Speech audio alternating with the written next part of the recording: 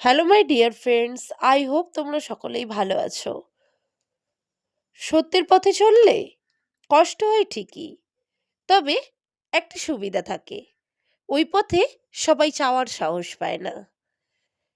কিছু কিছু মানুষ নিজেকে নিয়ে অহংকার করে, খুব বড়ও ভাবে, কিন্তু তারা হয়তো জানে না ফুলের সৌরভ আর মানুষের গৌরব বেশি দিন টিকেই না।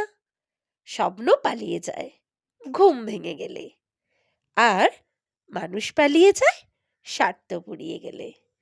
তাই আমাদের সকলেরই শিখে নেওয়া উচিত কিভাবে একা পথ চলতে হয় আর কিভাবে একা একা নিজেকে ভালো রাখতে হয়। বাই এভরিওয়ান, সবাই ভালো থেকো।